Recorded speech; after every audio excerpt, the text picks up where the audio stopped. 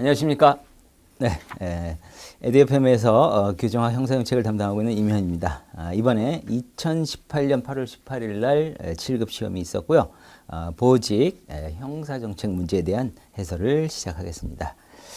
자, 이번에 이제 7급 형사정책 문제는 대체로 좀 무난한 정도의 출제였다. 이렇게 좀 생각이 들고요.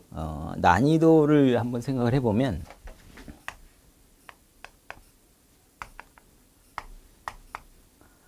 한 상급이 한 문제 정도로 생각이 들고요. 나머지 중하는 7개, 12개 정도. 그래서 중하급 위주로 출제가 됐기 때문에 전체적으로는 좀 평이한 수준의 문제가 아니었나 이렇게 생각이 들고요. 그다음에 출제 분포를 보면 이론 법령에서 주로 법령이 출제 비중이 높지만 이번에는 이론이 좀 더 많이 출제가 됐습니다. 그래서 출제 분포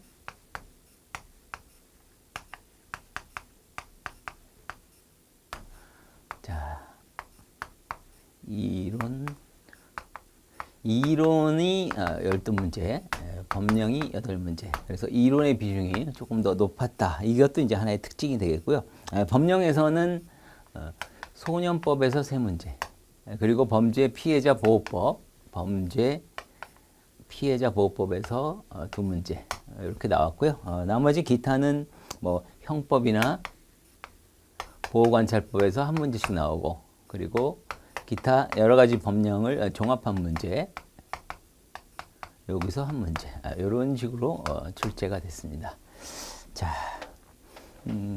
여기서 이제 상급 난이도라고 한다면 범죄 피해자 보호법에서 여기가 아니죠. 여기 범죄 피해자 보호법에서 형사 보상제도, 형사 조정제도가 있죠. 조정제도에 관한 문제였는데, 뭐 저한테 수강하신 분들이라면 맞출 수 있었을 거라고 생각이 드는데 그 외에 기타 지문은 조금 생소한 지문이 섞여 있지 않았나 이렇게 생각이 듭니다. 자, 그러면 1번부터 바로 시작을 하겠습니다. 이번에 다룰 거는 나책형입니다. 나책형의 1번 문제부터. 자, 화이트 칼라 범죄에 대한 설명으로 옳지 않은 것은, 화이트 칼라 범죄 출제 비중이 매우 높은 문제죠.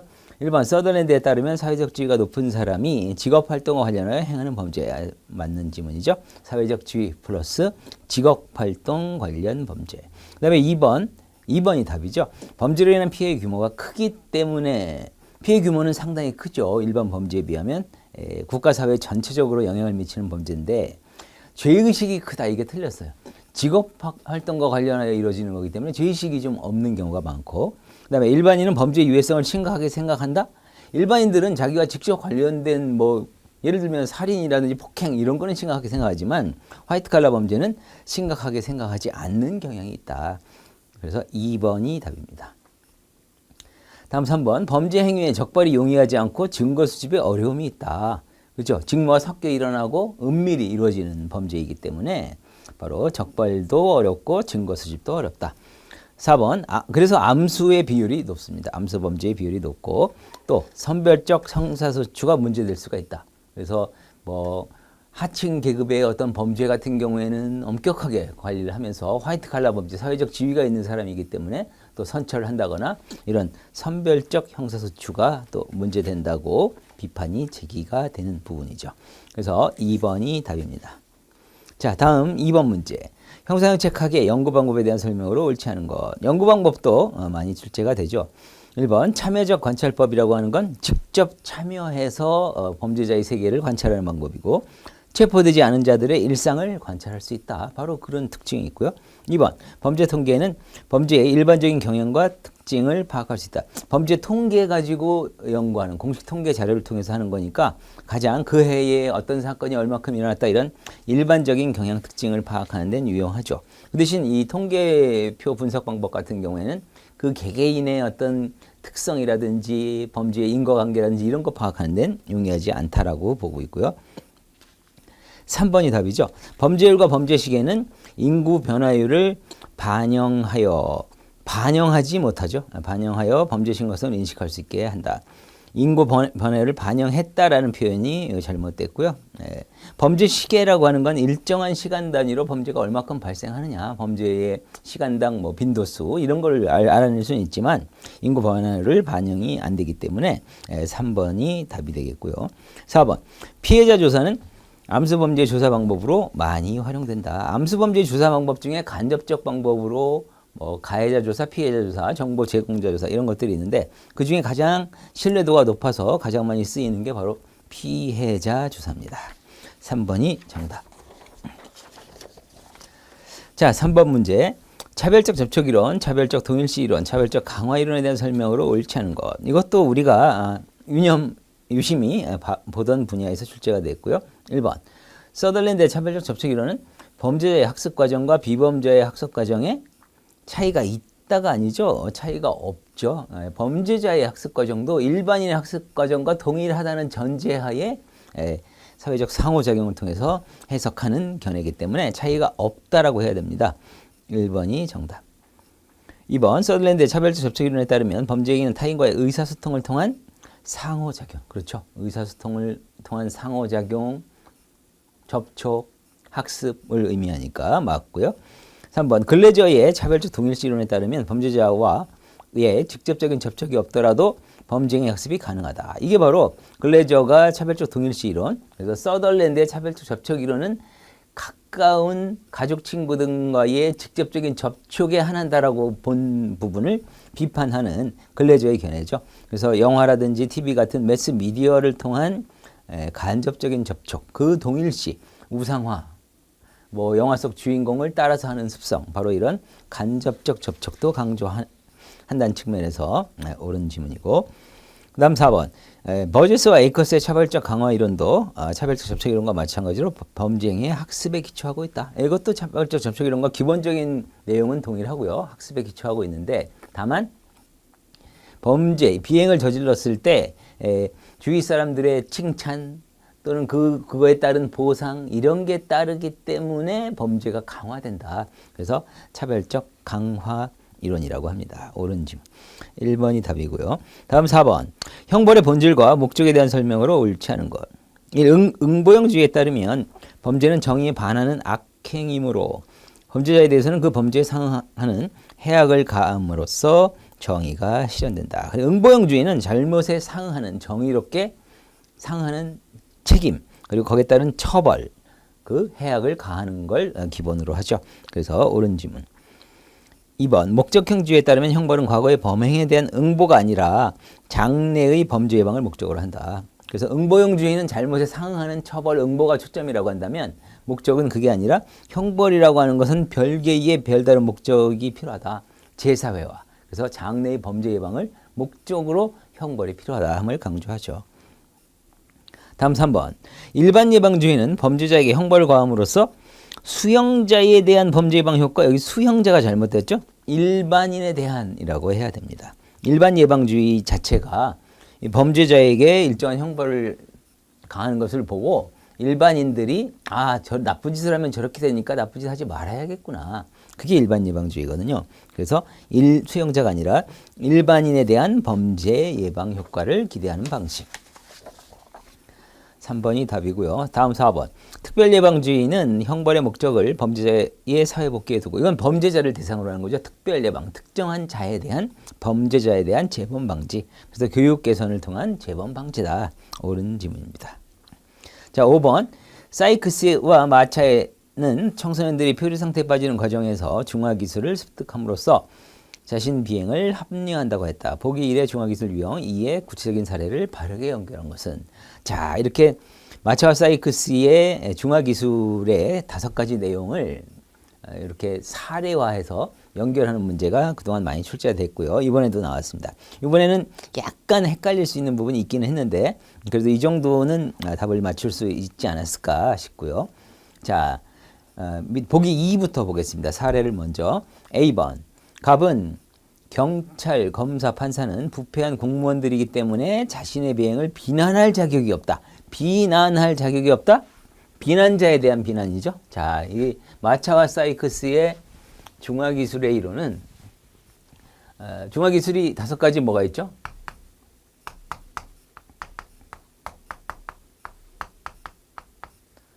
충성심이나 상해 가치의 호소, 피해자 부정, 가해 부정, 비난자에 대한 비난, 책임의 부정, 이렇게 5가지로 나눌 수가 있는데, 자, 이걸 이제 골라내는 거예요. 자, 이제 키워드로 잡으시면 되죠. 그래서 A번을 다시 보면, 경찰 판사는 부패하니까 자신을 비난할 자격이 없다. 비난할 자격이 없다. 바로 비난자에 대한 비난에 해당이 되겠고요. 그래서 보기 중에는 리얼번이 되겠고, A는 리얼번. 그다음에 B번. 을은 자신이 비행을 범한 것은 열악한 가정 환경과 빈곤, 불합리한 사회적 환경 탓이라고 합리화한다. 어디 무슨 탓이라고 하는 거예요? 사회 환경. 이런 자신의 환경 때문에 내가 범죄를 저질렀다. 그렇다면 어떻게 해석을 할 수가 있죠? 이거는 내 책임이 아니라 사회 환경 책임이야. 그래서 이 부분은 조금 헷갈릴 수가 있는데 책임의 부정입니다. 책임의 부정. 사회 환경 책임이지 사회 환경 탓이지 내 개인의 책임이라고 보긴 어렵다. 그래서 B번은 책임의 부정. 자, 그 다음 C번. 병은 마약을 사용하면서 마약은 누구에게도 피해를 주지 않는다고 합리화한다. 자, 마약은 누구에게도 피해를 주지 않는다. 피해자의 부정인가요? 피해자의 부정은 D번과 연결이 되고요. 이 C번을 다시 설명하면 마약을 사용하면서 마약은 누구에게도 피해를 주지 않는다. 내가 마약을 했다고 해서 아무 피해자가 없으니까 마약 사용하는 것은 가해가 아니다. 이렇게 해석이 될 수가 있어요. 그래서 C번은 니은번의 가해의 부정과 연결됩니다. 아시겠죠? 내가 마약을 사용하는 것은 아무에게도 피해를 주지 않기 때문에 내가 한 행위는 가해가 아니다. 가해의 부정. 그래서 니은과 연결해야 되고 특히 이 C번이 골라내기 조금 어렵지 않았을까 싶고요. 그 다음에 D번. 정은 점주의 물건을 훔치면서 점주가 평소 직원들을 부당하게 대우하여 노동을 착취해왔기 때문에 그의 물건을 가져가는 것은 당연하다. 누구를 문제 삼는 거예요? 점주를 문제 삼는 거죠. 점주는 평상시에 이런 나쁜 짓을 부당한 대우를 하고 나쁜 짓을 한 사람이니까 피해자로 될 가치가 없다. 피해자의 자격이 없다. 바로 피해자의 부정에 해당이 된다고 볼 수가 있습니다. 그래서 디귿과 연결이 되겠죠. 그래서 답은 동그라미 2번이 답입니다. 자, 6번 갑니다. 낙인이론, 옳지 않은 것. 1번, 낙인이론은 범죄 행위에 대해 행해지는 부정적 사회 반응이 범죄의 원인이다. 여기까지는 문제가 없는데 뒷부분이 잘못됐어요. 이를 통해 1차적 일탈과 2차적 일탈의 근본 원인을 설명한다. 자, 낙인이론 같은 경우에는 어떤 비행 내지 일탈이라고 표현할까요?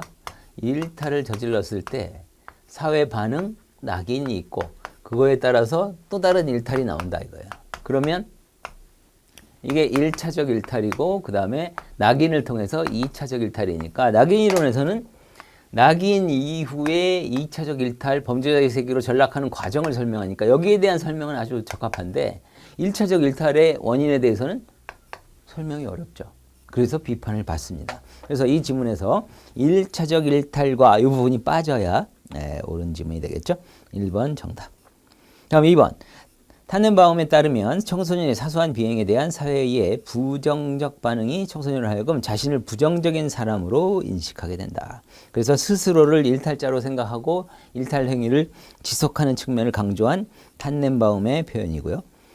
3번. 레머트에 따르면 1차적 일탈에 따른 사회 반응이 일탈에 대한 사회 반응이 2차적 일탈을 저지르게 된다. 그래서 레머트 같은 경우는 1차적 일탈, 2차적 일탈 나눠 놓고 2차적 일탈은 그 낙인 때문에 계속 지속적으로 발생하는 속성이 있음을 강조한 레머트의 표현이고요.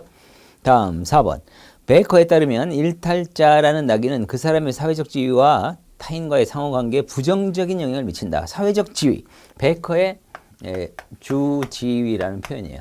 그래서 범죄를 저지른 사람, 전과자다라는 사회적 주지위를 형성을 하게 된다라는 측면을 강조하는 거죠.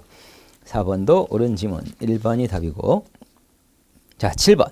범죄 인류학파, 자, 이탈리아 실증주의 학파에 대한 설명으로 옳지 않은 것. 일단 제목에서 가로 열고 이탈리아 실증주의 학파가 나왔기 때문에 이걸 유심히 봐도 답을 고르기 어렵지 않았을 것 같아요. 자, 1번이 답인데 롬브로저는 자유의지에 따라 이성적으로 행동하는 인간 이거 자체가 표현이 틀렸죠. 이건 실증주의가 아니라 요 앞에 수식어는 바로 고전주의 시각이죠. 이거의 반론을 제기하면서 롬브로저가 실증주의를 전개하게 된 거죠.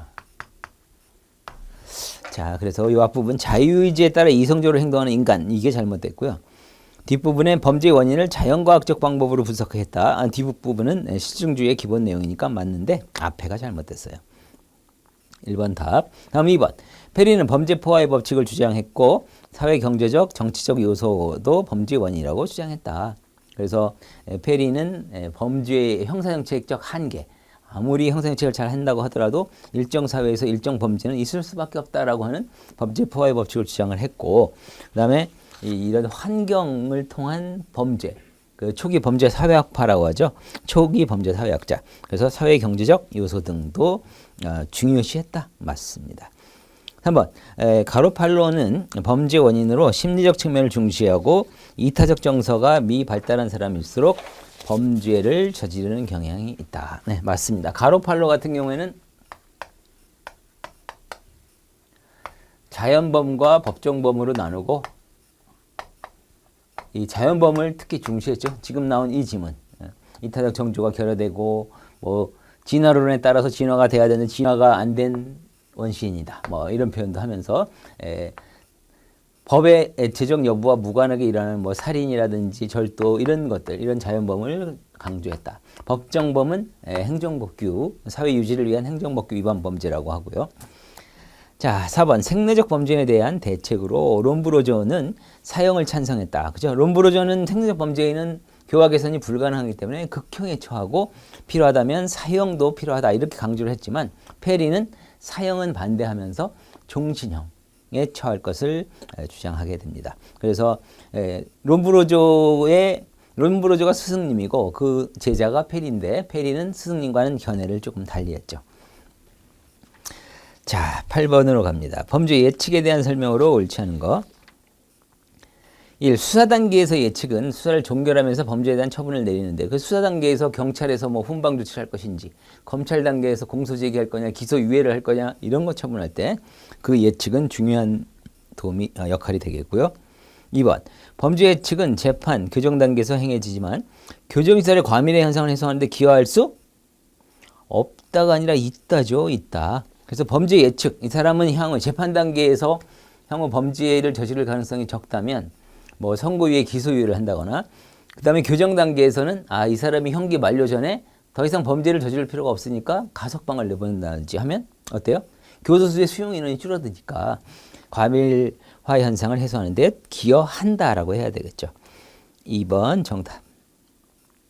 자, 3번 범죄 예측 방법 중 임상적 예측은 대상자의 범죄 성향을 임상 전문가가 종합적으로 분석하여 대상자의 범죄 가능성을 판단하는 것이므로 대상자의 특성을 집중 관찰할 수 있다. 옳은 지문이죠. 바로 심리학자라든지 또 뭐 의사라든지 이런 전문가가 자신의 전문성을 바탕으로 해서 그 개개인의 대상자의 특성을 집중 관찰하는 방법이 되겠고 다음 4번 범죄 예측 방법 중 통계적 예측은 여러 자료를 통하여 범죄 예측 요인을 수량화하고 점수의 비중에 따라 범죄 비행을 예측하는 것으로 점수법이라고도 한다. 가장 객관적인 방법이에요. 그래서 통계에 따라서 이러이러한 일이 발생하면 몇 점 이래서 점수법이라고도 하고 그래서 누구나 객관적으로 체계화됐기 때문에 쉽게 적용할 수 있는 방법이다. 옳은 지문입니다. 2번 정답. 9번 범죄 예방 모델에 대한 설명으로 옳지 않은 것. 1. 범죄 억제 모델은 고전주의의 형벌 위하적 효과를 중요시하며 자, 그 다음에 이를 위하여 처벌의 신속성, 확실성, 엄격성을 요구한다. 맞죠? 그래서 위하적 효과, 범죄를 엄격하게 처벌함으로써 어떻다? 일반인들이 위하를 통해서 두려움으로 범죄를 저지르지 않게 되고 그 다음에 처벌이 신속하고 확실하고 엄격해야만 그 효과가 빠르다. 4번 사회복귀 모델은 범죄자의 재사회와 갱생에 중점을 둔다. 그래서 사회복귀에 초점을 맞추니까 재사회와 갱생에 초점을 두니까 앞에 있는 범죄 억제 모델과는 또 상반된 견해고요. 3번. 제프리는 사회환경 개선을 통한 범죄 예방 모델로 환경 설계를 통한 범죄 예방을 제시했다. 맞죠? 아주 유명한 제프리의 사회환경을 통한 범죄 예방 모델 셉테드라고 합니다. 그래서 주택 건설 설계 등을 통해서 범인이 접근하기 어려운 환경을 만드는 게 바람직하다. 4번. 상황적 범죄 예방 모델은 한 지역의 범죄가 예방이 되면 다른 지역에도 긍정적인 영향, 긍정이 틀렸어요. 부정적인 영향을 미치는 전이 효과입니다. 그래서 전이 효과라는 거는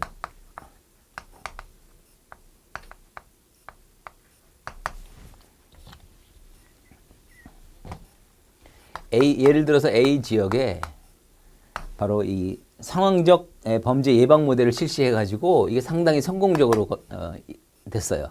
그렇다면 범죄자들이 범죄를 그냥 안 저지르고 말 거냐 이거예요. 그렇지 않다는 거죠. 이런 감시 기능이나 주택 건설 설계 등으로 통제가 잘 되는 지역은 범죄하기 어려우니까 여기는 범죄율이 줄어들지만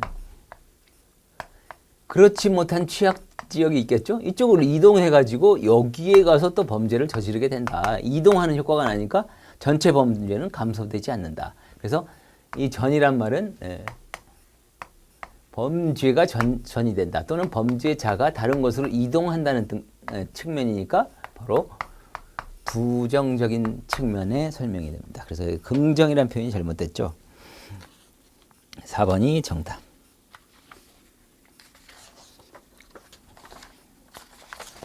자, 다음 10번 문제 다이버전입니다. 다이버전도 많이 출제됐던 유형이고 1번 구속적부 심사 제도는 법원에 의한 다이버전 X죠. 구속적부 심사 제도 자체가 다이버전이 아니에요. 자, 다이버전의 개념은 어떻게 되죠? 전환입니다. 전환 우리말로 풀었으면 그러면 시설 내 처우를 실시하지 않고 사회 내 처우를 실시하는 것 이런 개념이에요. 왜냐하면 시설 내 처우의 어떤 단점, 폐해가 너무 많으니까 이쪽으로 전환해가지고 사회 내 처우를 실시하자 이런 의미거든요. 그렇기 때문에 구속적부 심사제도는 어떤 거예요? 예를 들면 이 사람이 어떤 행위에서 재판이 진행 중이다. 수사나 재판. 그러면 여기서 이제 구속적부심이 있다. 그러면 이때 구속적부심을 거쳐가지고 이 사람이 풀려났어요. 그럼 뭐예요? 불구속 상태로 재판을 하는 것에 불과하지 최종적인 재판의 결과가 어떻게 될지는 아무도 알 수 없죠. 불구속 상태로 재판했다가 보니까 여기서 예를 들면 징역 1년에 실형이 선고된다. 그럴 수도 있죠. 그러면 징역 1년의 실형은 뭐예요? 이 중에 시설 내 처우에 해당이 되잖아요. 그죠? 다이버전은 시설 내 처우를 하지 않고 최종적으로 사회 내 처우를 실시하는 것 이런 개념인데 구속적 부심은 형사 절차상 중간 단계에 불과하니까 다이버전과는 직접 관련이 없다. 또는 뭐 보석 제도도 마찬가지고요. 다 우리 시험에서도 많이 강조했던 내용입니다. 자, 1번 정답이고 2번 다이버전에 대하여 형사사법의 대상조차 되지 않을 문제가 다이버전의 대상이 된다는 점에서 사회적 통제가 강화된다. 이게 바로 형사사법망의 확대라고 하죠. 그래서 다이버전 되게 좋은 제도니까 좀 더 확장하자 이렇게 하다 보면 기존의 제도하에서는 아무런 제재나 통제를 받지 않을 사람이 다이버전의 확대 실시로 인해서 사회적 통제가 강화되고 형사사법망이 확대되는 문제가 있다는 비판이 있죠. 3번 다이버전의 장점은 경미 범죄를 형사사법 절차에 의하지 아니하고 처리함으로써 낙인 효과를 줄인다. 시설 수용의 각종 폐해를 제거하고 낙인 효과 줄이는 것도 대표적인 것 중에 하나고 4번 검사가 소년 피의자에 대해 선도받게 하면서 공소 제기하지 않는 거 이게 바로 선도조건부 기소유예죠. 이것도 검찰 단계에서의 다이버전이라고 볼 수가 있겠죠. 자, 다음 11번 벌금형과 관련하여 현행법에 도입된 제도가 아닌 것은 자, 이 중에 3번이 답이죠. 일수벌금제 같은 경우에는 스웨덴의 타이렌 교수에 시작이 됐고 포르투갈 또는 각종 스칸디나비아 제국에서 많이 활용을 했던 제도인데 우리나라에서는 학자들이 이거 되게 좋은 제도니까 이걸 한번 활용하자라는 주장은 있지만 우리 현행법상 제도가 도입이 되진 않았습니다. 3번이 답이고 일수벌금제라고 하는 거는 그 일 벌금액을 정하고 그 다음에 하루 내야 될 돈 이렇게 이제 액수를 정해가지고 그러니까 이 불법과 책임 그래서 먼저 보면 일수를 정하는데 일수는 불법과 책임을 기준으로 일수를 정하고요. 그 다음에 일일 벌금액은 그 사람의 경제 능력에 따라서 정해요. 이렇게 정한 다음에 요것과 요거를 곱해요. 곱하기를 하면 최종 액수가 나오겠죠. 그래서 일수 벌금제라고 합니다. 자, 그래서 이런 경제적 능력에 따라서 똑같은 액수더라도 경제적 능력이 좋은 사람은 부담이 좀 적죠. 그리고 형벌의 효과도 약하고. 그래서 그런 걸 고려해서 반영한 제도인데 우리나라엔 도입되지 않았다. 자, 3번 답이고 1번의 벌금에 대한 선고유예 제도는 바로 올해 2018년 1월 7일부터 형법상 시행이 되고 있는 거고요. 아니죠. 그건 집행유예였고 선고유예는 원래 있었죠. 자, 벌금에 대한 선고유예는 선고유예의 기준은 1년 이하의 징역이나 금고, 그다음에 자격정지, 벌금을 선고할 때 가능해요. 원래 있었습니다. 그래서 벌금에 대한 선고유예제도 형법에 마련된 제도고, 그다음에 2번에 벌금의 연납분납 제도는 재산형 등에 관한 검찰 사무 집행 규칙이라는 규정이 있는데 그 규정에 따라서 운영이 되고 있는 제도고요. 그다음에 4번 벌금 미납자에 대한 사회봉사허가는 벌금 미납자 사회봉사 집행에 관한 특례법에 규정을 두고 있습니다. 그래서 현행법상 일수벌금제만 도입이 안 되어 있다. 자, 12번 형법상 형벌제도에 대한 설명으로 옳지 않은 것. 1. 유기징역의 기간은 1개월 이상 30년 이하다. 이게 원칙인데 형을 가중할 때는 최대 50년까지 맞고요. 2번 무기징역은 종신형이죠. 근데 20년이 경과하면 가석방이 가능하다. 그래서 무기징역을 받은 사람도 20년 이후에는 가석방이 가능하고요. 유기는 어떻게 되죠? 유기형 자신의 형기의 3분의 1 지난 시점에서 가능하고요. 다음 3번 형 선고를 유예하는 경우에 보호관찰을 받거나 또는 사회봉사 수강을 명할 수 있다. 틀렸죠? 선고유예 시에는 보호관찰만 가능하지 사회봉사 수강 명령은 상관이 없죠. 그래서 선고유예 시 보호관찰을 부과할 수 있다. 사회봉사 수강 명령은 집행유예에 나오죠. 집행유예 시에 보호관찰 또는 사회봉사 수강 명령을 부과할 수 있다. 이렇게 되죠. 우리 형법에 또 보호관찰 들어가는 말은 가석방. 가석방 받는 사람은 보호관찰을 받는다. 이런 규정이 있고 또 예외도 있긴 하고요. 그래서 지금 이 부분이에요.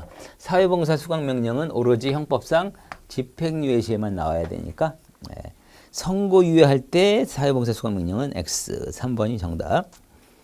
4번 벌금을 납입하지 않는 자는 1일 이상 3년 이하의 노역장 유치. 그렇죠? 벌금 미납자의 노역장 유치 기간은 1일부터 시작해서 1월이 아닙니다. 1일부터 최대 3년까지 가능합니다. 자, 13번 암수범죄에 대한 설명으로 옳지 않은 것. 자, 암수범죄 개념이 1번에 나와 있죠. 실제로 발생했지만 통계에 잡히지 않은 것을 암수범죄라고 하고, 그 다음에 2번 신고에 따른 불편, 수사기관의 출두의 번거로움, 보복의 두려움은 절대적 암수범죄의 발생원이다. 맞는 거고요.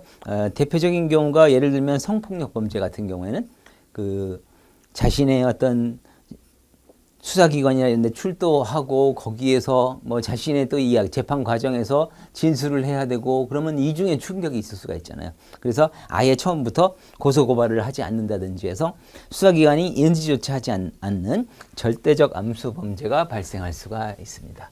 그래서 절대적 암수범죄와 상대적 암수범죄, 이거는 수사기관의 미인지,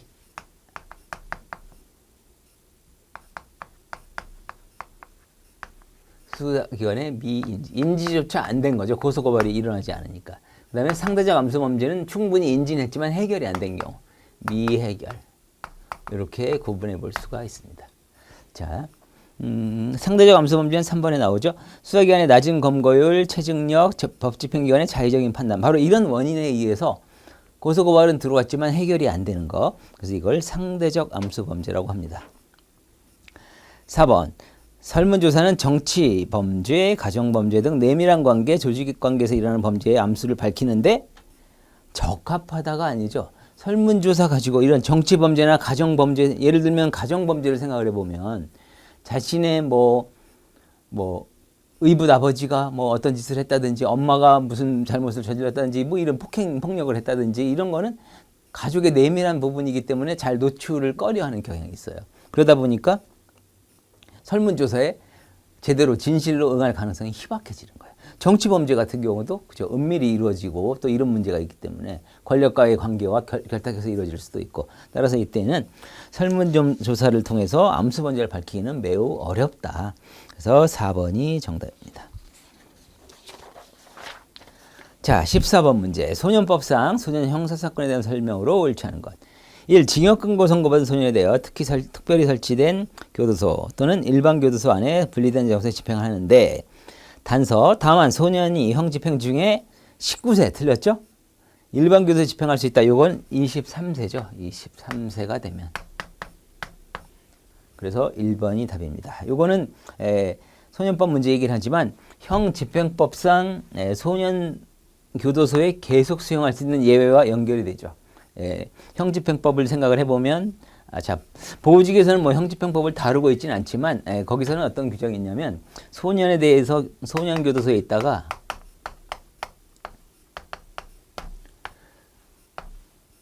소년교도소 19세 미만이잖아요. 19세가 되더라도 소년에 대한 교육이라든지 작업, 직업훈련 등을 위해 필요하다면 23세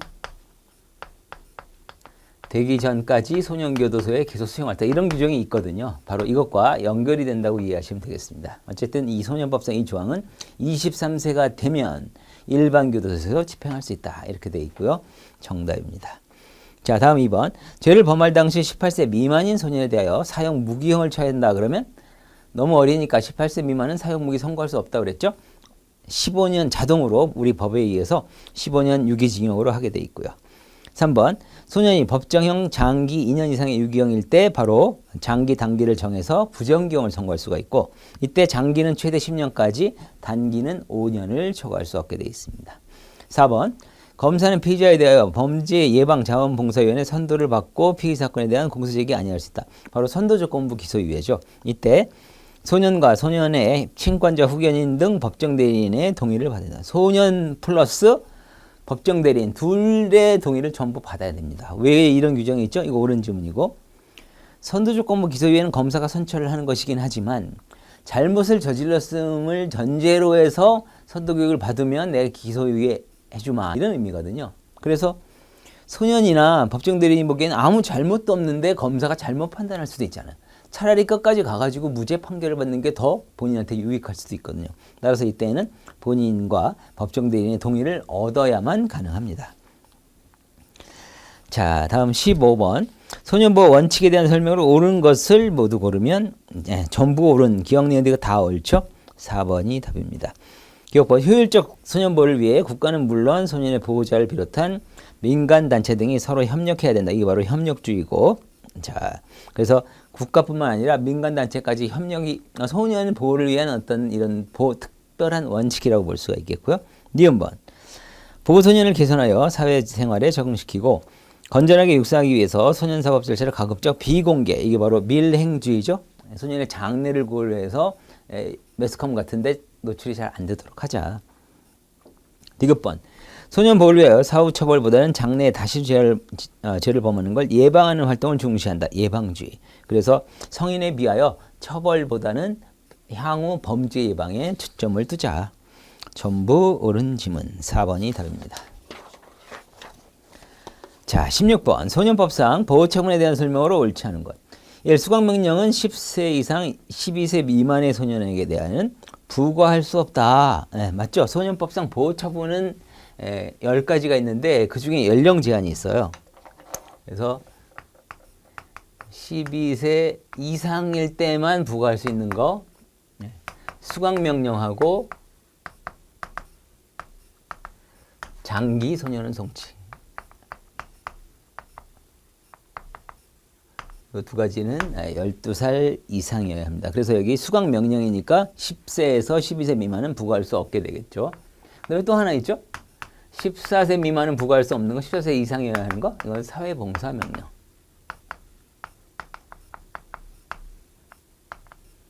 자, 이런 것들이 많이 출제가 되죠. 자, 그다음에 2번 수강명령은 100시간, 사회봉사는 200시간을 초과할 수 없다. 바로 소년법에 수강명령은 100시간까지, 수강명령은 200시간까지로 규정이 되어 있고요. 형법이나 그다음에 보호관찰법에 따른 규정을 생각해 보면 성인의 경우에는 다르죠. 형법, 보호관찰법의 적용 대상일 때는 수강명령은 200시간, 사회봉사명령은 500시간까지로 돼 있고 소년법은 바로 수강명령 100시간, 사회봉사 200시간입니다. 3번 단기 보호관찰 기간은 6개월 아니죠. 1년입니다. 1년으로 하고 장기 보호관찰은 2년으로 하되 1년까지 연장 가능하다. 그래서 3번이 틀렸습니다. 단기는 연장 규정 없이 1년으로 한다. 그 다음에 장기 보호관찰은 2년을 원칙으로 하되 1년 범위에서 연장할 수 있다. 4번 단기로 소년에 송치된 보호기간은 6개월, 장기 소년원 송치는 2년을 초과하지 못한다. 다 맞죠? 네, 소년원 송치는 세 가지가 있죠. 1개월 내에 소년원, 그 다음에 단기, 장기가 있는데 이 기간이 바로 단기는 6개월 이내, 장기는 2년 이내 이렇게 되어 있습니다. 자, 그래서 3번이 답이고 17번 범죄 피해자에 대한 설명을 옳지 않은 것. 1. 맨델존은 범죄 발생에 있어 규칙성의 정도에 따라 피해자 구분했다. 그리고 엘렌베르그는 심리학적 기준에 따라 분류했다. 네, 옳은 지문이죠. 맨델존은 유책성 정도에 따라 구분했고 엘렌베르그는 심리학적 기준에 따라서 분류했다. 다음 2번 범죄 피해자 보호법상 피해자 개념에는 타인의 범죄 행위로 피해를 당한 사람의 배우자도 아예 법에 피해자의 종류에 집어넣어서 규정을 두고 있어요. 그래서 포함되지 않는다가 아니라 포함된다라고 해야 됩니다. 2번이 답이죠. 그래서 여기 해설에 있는 것처럼 피해자, 배우자, 사실혼관계 포함해서 직계, 친족, 형제자매를 아예 피해자의 범위로 규정을 법에서는 하고 있는 거예요. 피해자란 직접의 피해자, 배우자, 직계혈족, 형제자매, 피배 직형이 되겠죠. 이건 아예 피해자로 규정을 하고 있으니까 2번이 정답.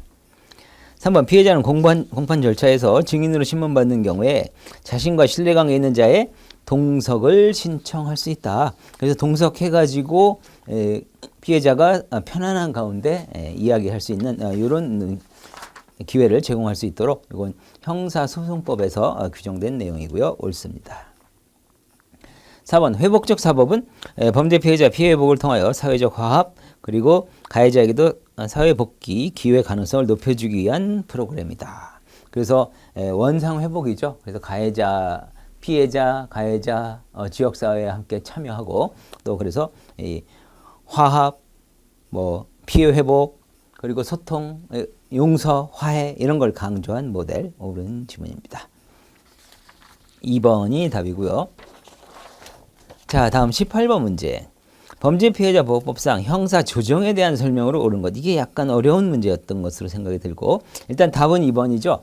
조정위원회는 2명 이상의 조정위원으로 구성된다. 이런 규정을 두고 있습니다. 옳은 지문이고 그 다음에 1번. 공소시효의 완성이 임박한 형사사건은 이라도 회부할 수 있다. 공소시효가 완성이 임박하면 조정에 회부할 수 없게 규정을 두고 있고요. 자, 그 다음에 3번.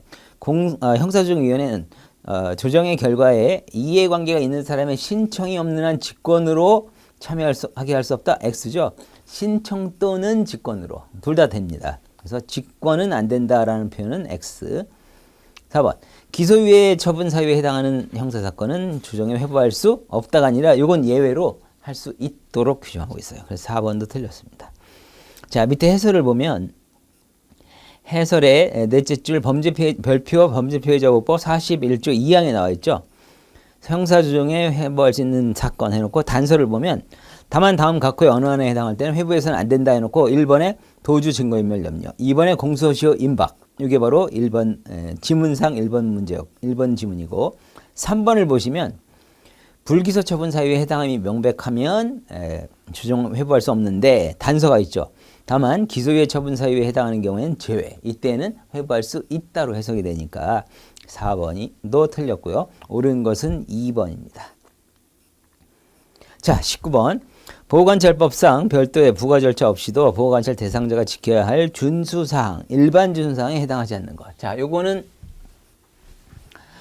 시험에도 아주 많이 나왔고요. 보호관찰법상 일반 준수사항은 보호관찰 대상자는 당연히 지켜야 되는 사항. 이거 필수적인 부과 필수. 그 다음에 특별 준수사항은 별도로 필요한 사항을 부과할 수 있는 것. 요거는 부과할 수 있다. 그래서 이건 임의적 부과예요. 그래서 이 지문은 설문에서는 특별한 부과 절차 없이도 지켜야 되는 거 일반 준수사항 요걸 묻고 있죠. 요건 네 가지죠. 상선보의, 상주하여 생업에 종사할 것, 선행하며 나쁜 사람과 어울리지 말 것, 보호관찰관의 지시에 따를 것, 주거 이전 1개월 이상 여행 시 신고할 것. 요 네 가지입니다. 나머지는 특별 준수 사항. 자, 먼저 1번을 보면 범죄로 이어지기 쉬운 나쁜 습관 버리고 선행을 하며. 자, 상선보의 바로 여기에 해당이 되죠. 선. 2번은 보호관찰관의 지도 감독 따르고 방문하면 응대할 것. 보호에 해당이 되고요. 그 다음에 3번 1개월 이상 국내 여행 할 때 미리 보호관찰관에게 신고할 것. 2라고 되어 있는데 이건 뭐죠? 이전 또는 1월 이상 여행 시 신고할 것. 요거거든요. 여기에 해당이 되고. 그래서 1, 2, 3은 일반 준수사항이 맞고 4번 범죄 행위로 발생한 손해를 회복하기 위해 노력할 것은 특별 준수사항으로 따로 규정이 되어 있어요. 이건 임의적 부과. 그래서 4번이 정답입니다. 자, 됐고요. 20번 문제 갑니다. 소년법상 소년보호 사건의 조사 심리에 대한 설명으로 옳지 않은 것. 1. 소년보호 판사는 사건 본인이나 보호자가 정당한 이유 없이 소환에 응하지 않는다. 처음에 소환 조치를 하다가 정당한 이유 없이 응하지 않으면 동행영장을 발부할 수 있고요. 1번 맞고. 그 다음에 2번. 소년보호 판사는 사건 본인을 위해 긴급한 조치가 필요하더라도 소환 없이 동행영장을 발부할 수 없다? 이건 있다예요. 그러니까 그래서 일단 2번이 답이고 1단계로 소환 조치를 합니다. 근데 소환에 불응했다? 그러면 동행영장을 발부해요. 이게 기본적인 조치이긴 한데 너무나도 막 지금 도주한다든지 이런 긴급한 상황이 있다. 그랬을 때는 소환 절차를 생략하고 긴급 동행영장.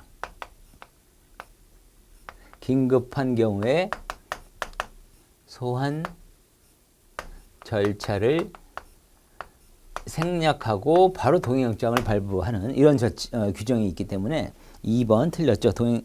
긴급한 조치가 필요하면 소환 없이 동행영장을 발부할 수 있다라고 해야 됩니다.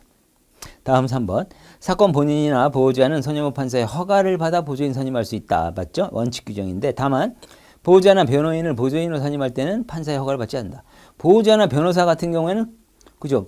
보호해야 될 임무가 있고 그 다음에 변호사는 직업적으로 해야 되는 사람이니까 이때는 별도의 허가가 필요 없다는 예외가 있고요. 4번. 소년보호 판사는 조사관에게 사건 본인, 보호자, 참고인의 신문 그 밖에 필요한 사항을 조사하도록 명할 수 있다. 그래서 이 소년부에 조사관이라고 하는 공무원이 있고 바로 이런 명령을 판사가 조사관에게 실시를 하게 되어 있습니다. 자, 그래서 2번이 답입니다. 자, 이번 시험은 전반적으로 한 문제 정도를 제외하고는 무난한 문제가 많았고요. 상당히 고득점을 할 수 있었던 문제가 아니었나 이런 생각이 들고요. 이번 시험 응시하신 분들은 좋은 결과 있길 바라겠고 그 다음에 또 향후 시험에 대비하시는 분들은 이런 기출 경향을 잘 반영해서 잘 학습을 하셔서 다가오는 시험에서 좋은 결과 있기를 바라겠습니다. 자, 해설을 마치겠습니다.